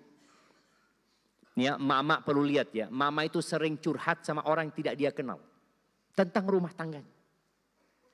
Nabi Ibrahim datang ke rumahnya Nabi Ismail, tanya, "Mana suamimu?" "Enggak ada, lagi berburu." Terus ditanya, "Bagaimana kehidupan kalian?" "Aduh, melarat kita. Susah, menderita." Dia cerita sama orang yang tidak dikenal aja. Akhirnya kata orang asing ini, "Kalau nanti suamimu datang kirim salam ya." Kemudian dia suruh ganti apa namanya? Bukan palang pintu jemaah. Atabatul bab itu, kalau rumah orang dulu itu rumahnya itu lebih tinggi dari tanah biasanya. Ada kayu depannya jemaah. Yang biasa untuk naruh sandal, ya, yang biasa ditaruhin keset, itu yang suruh ganti. Apa namanya? Tatakan. Iyalah, itu mungkin nanti. Subhanallah. Akhirnya Nabi Ismail datang. Ditanya, ada orang datang? Iya. Ada orang tua orangnya. Bayangin ya. Memandang Nabi Ibrahim aja sudah gak enak dia. Orang yang sudah tua, tanya-tanya tentang rumah tangga kita. Ya aku kasih tahu dia. Kita susah. Kan benar susah kita. Oh iya, terus pesan orang itu apa kata dia? Pesan kalau engkau datang dia kirim salam dan suruh ganti tuh. Tatakan depan rumah. Oh iya, yang datang tadi itu mertuamu. bapakku. Dan dia nyuruh aku ganti istri. Sudah engkau pulang ke rumah orang tua. Akhirnya ganti istri. Ketika ganti istri datang lagi Nabi Ibrahim. Kondisi ekonominya tidak berubah. Tidak berganti sama sekali. Datang Nabi Ismail belum ada. Kemana lagi berburu. Terus bagaimana kehidupan kalian? Ya Allah, senangnya kita, bahagianya kita, baik, sejahtera. Dia sebutkan semua kebaikan. Karena dia memandang kepada isinya, bukan kepada kosongnya. Maka ini perempuan yang pantas untuk dijadikan istrinya Nabi. Akhirnya Nabi Ibrahim kirim salam. Intinya buat para wanita, tolong jangan suka bikin status yang menceritakan kondisi rumahmu. Engkau cerita sama siapa sih? Engkau cerita sama seluruh yang punya kontakmu. Ini cerita sama satu orang aja dilarang sebenarnya. Ini cerita sama semua orang. Datang mantan pacar dia, WA. Kok lagi susah ya? Akan aku sedang ngomong suamimu kurang baik. Waduh, datang ini pahlawan kesiangan ini jemaah. Nah, ya jadi kalau perempuan tadi istri yang suka menyakiti suaminya maka berhentilah. Muliakan suamimu. Jadilah seperti Khadijah. Jadi kalau suami itu datang ke rumah, pulang kerja, yang dibutuhkan suami itu sakinah, ketenangan. Jadi keamanan mental dan emosionalnya itu harus dihadirkan di rumah. Maka disebutkan rumah itu sakan, tempat kedamaian. Tapi kadangkala sebagian istri ketika suaminya datang, yang ditanya dari mana, sama siapa, ngapain aja. 3 pertanyaan ini menyebabkan dia seperti tertuduh. Iya. Dan istri seakan-akan pegawai pajak.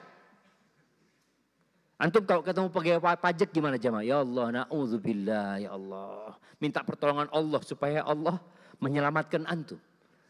Masa kita mau minta sama Allah, ya Allah selamatkan hamba dari istri hamba ya Allah. Seperti itu kan. Maka tolong istri ketika suami datang seperti Khadijah. Ketika Nabi datang yang sudah meninggalkan rumah berhari-hari. Tidak pulang ke rumah Nabi SAW. Datang tahu-tahu minta diselimuti. Dengan penuh ketakutan. Apakah Khadijah bertanya? Dari mana engkau? Ngapain aja? Kata dia. Ada apa? Coba cerita sama aku. Gak ada. Khadijah diam dan memenuhi permintaan suaminya. Insya Allah ya. Apabila istri kalau suaminya datang. Yang ditanya itu mau apa? Mau yang panas atau yang dingin ya. Kemudian dia tidak bertanya sama sekali engkau dari mana. Suami selalu ingin pulang ke rumah. Karena dia mendapatkan jaminan keamanan. Aku kalau ke rumah aku dihormatin. Aku dihargain. Dan bagaimana seorang ibu menanamkan di diri anak-anaknya. Bapakmu itu pahlawan nak. Bapakmu itu pejuang nak. Sebagian ibu gak kayak gitu. Nak sabar nak ya, punya bapak kayak gitu. Waduh, ini sudah anak ini ditanamkan kebencian kepada bapaknya. Iya, ibu juga sabar ya. Kita sama-sama sabar menghadapi bapak kayak gitu. Lu jangan jamaah. Tapi ketika seorang anak ini tahu bapaknya datang disambut ya, dipijetin bapaknya, dia tahu bapaknya habis berjuang. Iya kalau habis berjuang Ustaz. Kalau habis yang lainnya, ya wallahu a'lam. Serahkan sama Allah Azza wa Jalla. Dan selalu berbaik sangka. Di halaman 125. Ini menakutkan jemaah.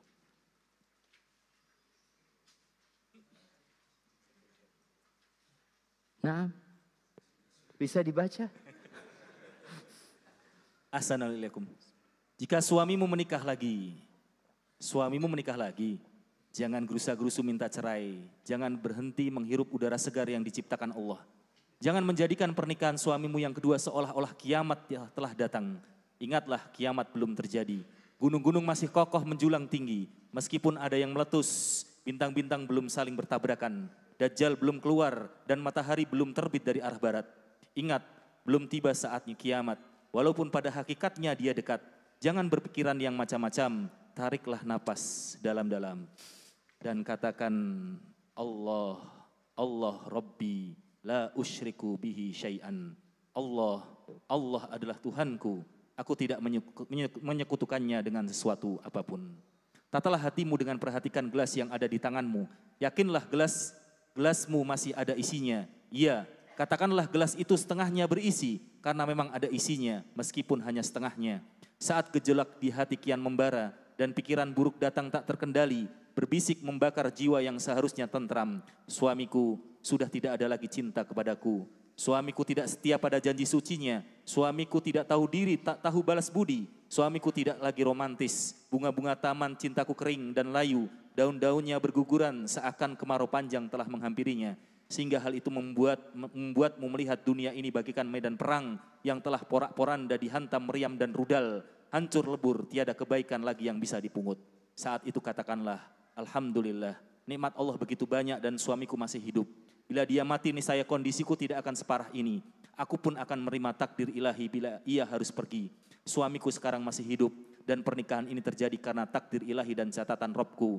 Lalu pikirkanlah kembali bangunan indah yang telah kalian bangun berdua. Rumah tangga yang telah dibina bersama anak-anak bak mutiara yang menghiasi rumah. Kenangan manis yang terukir di dinding-dinding kamar menghiasi setiap lembaran kehidupan.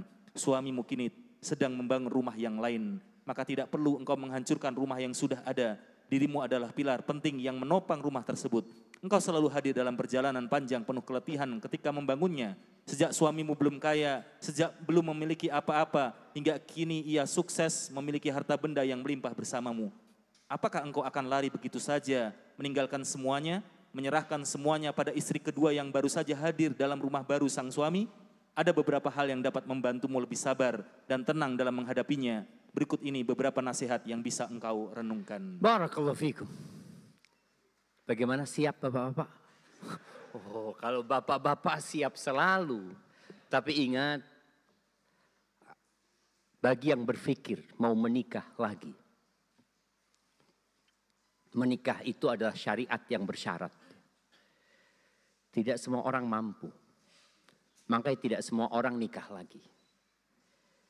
Apabila antum berpikir mau menikah lagi karena kebutuhan, semoga Allah membantumu. Tapi kalau antum menikah lagi karena dikompori sama kawan-kawanmu, bisa kebakaran.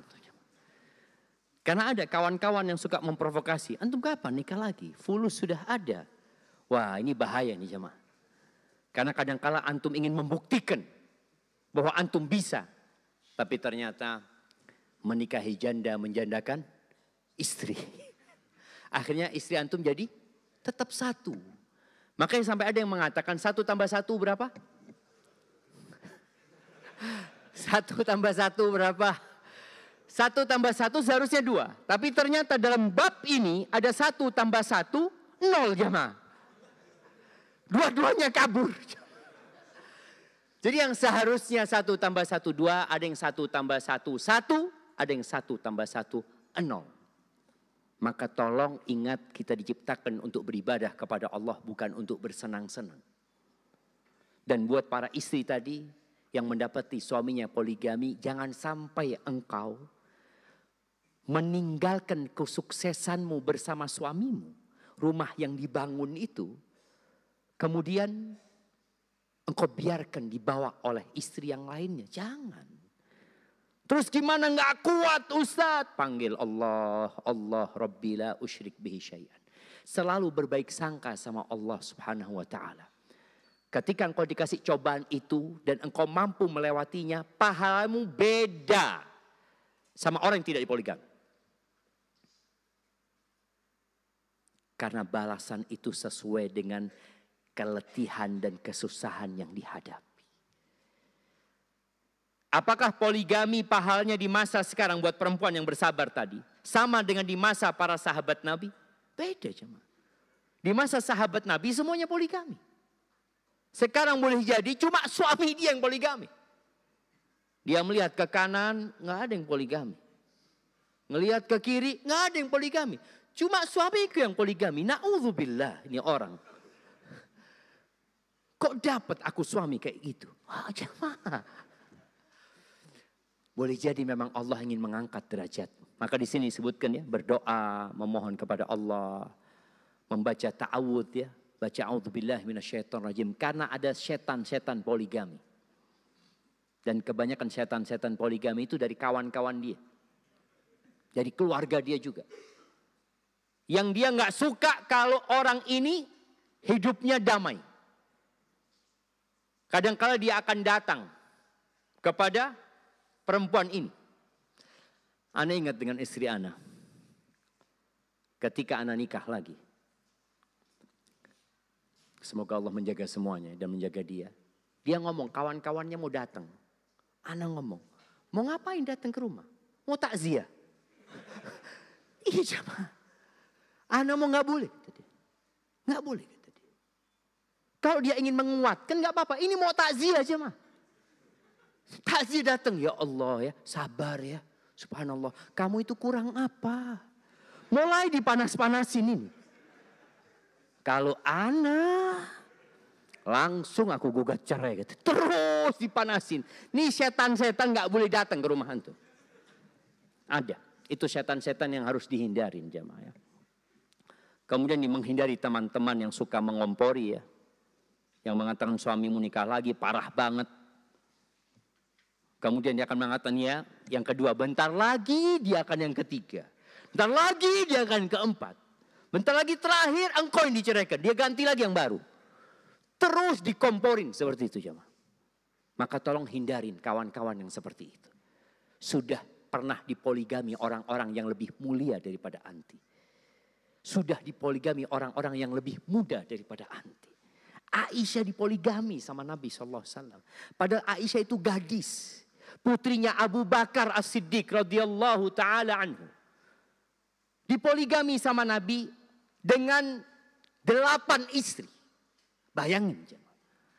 Aisyah itu dapat harinya hanya 9 malam sekali. Jadi dalam sebulan cuma dapat 3 hari. Cuma 3 kali jemaah. Ya cemburu biasa. Maka para laki-laki kalau istrinya cemburu, tolong antum jangan berpikir bahwa poligami itu seharusnya tenang, damai. Enggak. Antum itu mengundang badai ke rumah antum. Maka bagaimana badai itu lewat, rumah antum tetap kokoh jamaah. Dan badai itu berlalu lalang. Badai itu berlalu lalang. Jangan antum berpikir, alhamdulillah Ustaz, sudah tenang sekarang istri Ana Ustaz. Iya bentar lagi, pekan depan datang lagi badainya gitu. Antum harus datang lagi. Sampaikan kepada dia cinta antum. Muliakan dia jamaah. Karena memang kondisinya tidak mendukung. Nggak ada di sekitarmu orang-orang yang poligami. Tapi kalau banyak yang poligami tenang. Makanya sampai ada kawan-kawan, dia cerita, dia mau poligami semuanya takut jemaah. Ada 5 orang. Berkawan mereka. Dan istri mereka semua berkawan. Lalu ada yang mengatakan, sudah bismillah. Kita bareng-bareng 5 poligami kata dia. Jadi nanti kalau istri kita curhat sama sesama istri, sama-sama dipoligami. Jadi tenang gitu loh. Karena semua kata, sama suamiku poligami. Ini sama. Oh kalau gitu. Nangis bersama itu lebih ringan daripada nangis sendirian. Karena ada kawan-kawannya. Tapi ingat, bagi istri hendaklah bersabar. Bagi suami hendaklah memberikan perhatian jamaah yang lebih ya. Cuma tadi yang tidak mampu berlaku adil, jangan kemudian engkau memaksakan diri. Di halaman 142, coba dibaca.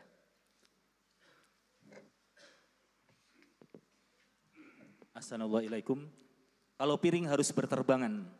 Seseorang yang memiliki lebih dari 1 istri harus menyiapkan 5 genset kesabaran. Berapa? 5. Kalau mati kadang-kala habis bensinnya, aduh, hidupkan yang selanjutnya. Habis, hidupkan selanjutnya. Kalau antum nggak punya nih genset kesabaran, lama-lama antum carikan istri yang pertama. Nggak kuat anak ustadz, diganyang anak ustadz sama dia. Loh antum ganyang dia. Ya akhirnya ganyang-ganyangan gitu ustadz. Sudah sabar. Tadi 69% daripada masalah yang ada dalam rumah tangga itu nggak bisa diselesaikan. Diselesaikan dengan apa? Sabar. Nabi menyebutkan SAW, perempuan itu bengkok. Sampai kapan? Sampai mati. Nabi mengatakan, fastamti'u fihinnal iwaj. Bersenang-senanglah engkau dengan mengetahui bahwasanya dia itu bengkok. Antum butuh sabar. Ketika Allah mengatakan, wa ashiruhunna bil ma'ruf. Pergaulilah istri-istri kalian dengan cara yang patut. Lalu Allah mengatakan, fa in karihtumuhunna. Kalau kalian benci sama mereka, apa yang harus dilakukan?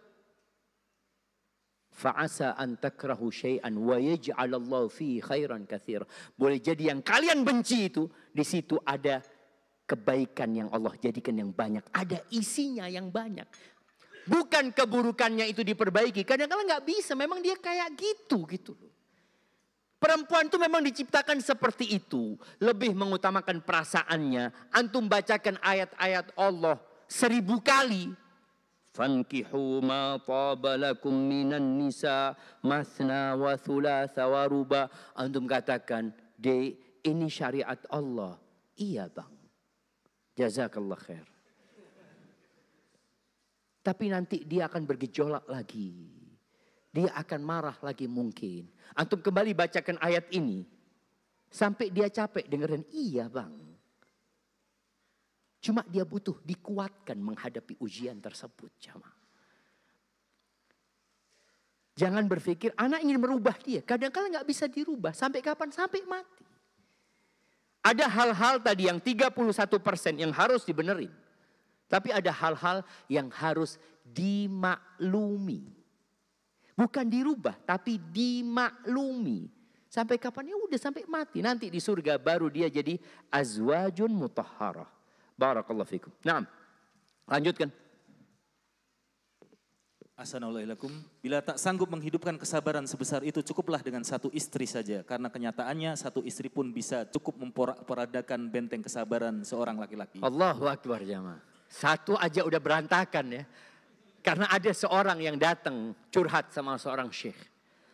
Dia mengatakan, "Syekh, ana punya istri itu kadang-kala nggak nurut, kadang-kala dia cemberut, nggak melayani ana ini itu." Kata syekh, "Engkau punya berapa istri?" "1." "Aku punya 3, sama kayak gitu."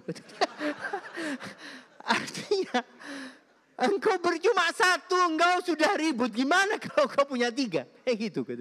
Iya, saya itu mengatakan sudah sabar, kata syekh. Nah, lanjut.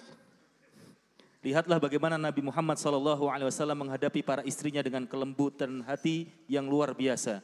Sebuah kesabaran yang tak tertandingi, menjadi teladan agung bagi siapapun yang memimpin bahtera rumah tangga. Diriwayatkan oleh Imam Bukhari dari Anas bin Malik radhiyallahu anhu bahwa suatu ketika Nabi SAW berada di rumah salah satu istri beliau. Lalu salah satu istri beliau mengirimkan sebuah piring berisi makanan. Melihat hal tersebut, istri yang sedang bersama beliau memukul tangan pelayan yang membawakan makanan sehingga mangkuk tersebut jatuh dan pecah. Melihat kejadian itu Nabi SAW tidak marah. Beliau justru segera mengumpulkan kepingan-kepingan mangkuk yang pecah beserta makanannya. Lalu menyuguhkannya kepada para sahabat sambil berkata, "Ibu kalian sedang cemburu." Lihat jemaah. Di depan tamu. Yang mungkin antum mengatakan, "Ana sudah dipermalukan oleh istri ana, Ustaz." Dia marah-marah di depan tamu ana, di depan orang. Ini di depan tamu-tamu Nabi SAW. Nabi hanya mengatakan, "Gharat ummukum," ibu kalian lagi cemburu. Ingin mengatakan kepada para sahabatnya, ini lumrah. Ini biasa, gak usah dibesar-besarin. Gak usah merasa dihinakan anak Ustaz. Aku ceraikan engkau. Enggak usah, biasa. Makanya kalau antum gak mampu sabar, cukup 1. Gak usah antum berpikir, aduh anak laki-laki. Enggak, kalau gak punya sabar gak laki-laki antum. Laki-laki itu, ya. Dikatakan jamaah, laki-laki yang minta maaf ketika dia salah, itu laki-laki yang jujur. Laki-laki yang minta maaf padahal belum tentu dia salah, itu laki-laki yang bijaksana. Dan laki-laki yang minta maaf padahal dia nggak salah, itu suami, namanya siapa? Jadi kalau antum menjadi suami, ya harus kayak gitu memang. Minta maaf lagi, padahal yang salah istri minta maaf. Demi apa? Mempertahankan rumah tangga. Karena Allah sudah nyuruh antum tadi, memandang kepada kelebihannya, udah. Istri diperintahkan minta maaf, tapi kadang kalau ruwet dia minta maaf. Kalau suruh minta maaf, nunggu 3 hari baru minta maaf. Ya sudah antum yang minta maaf. Dan Nabi SAW lihat, tidak menunggu istrinya minta maaf. Lanjutkan ceritanya. Kemudian Nabi SAW menahan pelayan tersebut dan memberikan mangkuk milik istri yang sedang bersama beliau kepada pelayan untuk diserahkan kepada istri yang mangkuknya pecah. Sedangkan mangkuk yang pecah beliau simpan di rumah istri yang sedang bersama beliau. Barakallahu fikum. Apakah Nabi melanjutkan masalah itu ketika tamu-tamunya pergi? Tamunya sudah pergi lalu dipanggil. Sini engkau. Engkau bikin aku malu. Tidak. Karena masalah itu terjadi gara-gara emosi sesaat. Jadi seperti badai, ombak ya. Ombak yang tinggi sebentar turun. Tapi kalau antum perpanjang masalah itu. Inilah ada suami-suami yang tidak bijak. Akhirnya masalah itu menjadi pemicu perceraian. Tapi ketika antum mengatakan, ya sudah selesai. Ceritanya akan berubah. Istri juga akan sadar kalau yang dia lakukan sebenarnya tidak baik. Tapi dia tidak mampu untuk mengontrol emosinya, jemaah. Tapi kemudian di bab yang keempat, jemaah, coba kita baca sedikit di sini di halaman 176. 76. Bila gagal atau terdepak dari suatu kedudukan, hampir setiap orang pernah mengalami kegagalan dalam hidup dengan bentuk, jenis, dan kadar yang beragam. Ada yang gagal membina rumah tangga, ada yang tidak berhasil dalam usahanya, ada yang tidak lulus dalam pendidikan, ada yang tersingkir dari jabatan dan terdepak dari kedudukannya, ada pula yang dikeluarkan dari pekerjaannya. Menghadapi semua itu bercerminlah pada sebuah anak panah. Ia ditarik mundur demi untuk melesat maju ke depan dengan sangat cepat dan jauh meninggalkan yang lain. Pasti ada hikmah di balik setiap kegagalan yang kita alami. Barakallahu fikum. Berbaik sangka sama Allah. Belajar dari anak panah ya. Antum lihat anak panah itu, kalau dia di tempatnya, akankah dia melesat? Nggak akan. Kadang-kadang dia harus ditarik mundur. Semakin jauh, semakin jauh, semakin jauh dia melesat ke depan. Maka ketika antum dalam posisi seperti itu, ingat yang di awal kita bahas. Berbaik sangka kepada Allah Azza wa Jalla. Ya istilah orang dulu, kegagalan itu adalah kesuksesan yang tertunda. Iya memang. Ya udah antum hadapi. Gak perlu antum menyalahkan Allah, gak perlu cari kambing hitam. Tapi antum perlu melakukan introspeksi diri. Dan yang terakhir sebelum kita tutup, kita baca halaman 202. Lihatlah gelasmu ya, 201. Bab 5, lihatlah gelasmu. Kadang engkau terlalu sibuk membandingkan isi gelas orang lain, padahal gelasmu sendiri butuh engkau isi dengan adab dan iman. Iya jemaah. Di antara yang menyebabkan penderitaan adalah membandingkan. Jangan pernah membandingkan suamimu sama suami tetanggamu. Dan antum juga jangan pernah membandingkan istrimu dengan istri tetanggamu. Kita dengar istilah rumput tetangga lebih hijau dari rumput sendiri. Padahal tetangga kita ngelihat rumput kita sama lebih hijau. Karena orang itu akan membandingkan dengan sesuatu yang paling indah yang dia lihat dengan sesuatu yang paling buruk yang dia miliki. Nggak fair ketika membandingkan. Jangan pernah membandingkan anakmu dengan anak orang lain. Jangan pernah membandingkan anakmu yang pertama dengan anakmu yang kedua, dengan anakmu yang ketiga. Jangan. Ketika engkau membandingkan, engkau sedang meletakkan bom waktu di rumah. Sehingga sang adik akan benci sama kakaknya. Karena selalu dibanding-bandingkan. Engkau lihat tuh kakakmu. Jangan. Engkau lihat fulan. Lihat kepada dirinya dia. Nak, engkau bisa nak. Tanpa membandingkan dia dengan orang lain. Ada sebuah cerita. Ketika seorang anak pulang dari sekolah, dia membawa rapot. Dia menyerahkan kepada ayahnya. Ya, rapotku ya. Dilihat nilainya 93 atau 97. Ya Jazakallah barakallah, bangga sang bapak dengan nilai anaknya. Ketika lihat keterangan di bawah ranking 3, sang bapak mulai berubah. Siapa yang ranking pertama? Fulan. Kenapa kok bukan engkau? Kenapa engkau kalah sama Fulan? Bayangin. Yang awalnya dia menerima, gara-gara membandingkan, nikmat itu jadi azab buat dia. Bagaimana kondisi anak ketika dibandingkan sama bapaknya? Dia benci sama bapaknya. Maka lihat kepada gelas anaknya, alhamdulillah. Tadi Anda sebutkan, gak semua anak bisa menghafalkan Al-Quran. Gak semuanya. Boleh jadi ada anaknya Fulan hatam 30 juz, anak antum cuma hafal 3 juz. Atau boleh jadi anakmu hanya hafal juz 30. Karena ternyata Allah mempersiapkan dia untuk yang lainnya. Kadangkala orang ini memaksa anaknya harus seperti Fulan. Jangan. Makanya ada anak-anak yang jadi jahat dalam rumah. Gara-gara orang tuanya suka membandingkan dia. Maka tolong para istri jangan bandingkan suamimu dengan suami orang lain. Dan para suami jangan bandingkan istrimu sama istri orang lain. Begitulah dengan anak-anak kita. Barakallahu fiik, antum lanjutkan baca. Walaupun anak tahu orang itu malas untuk membaca. Dia maunya dengerin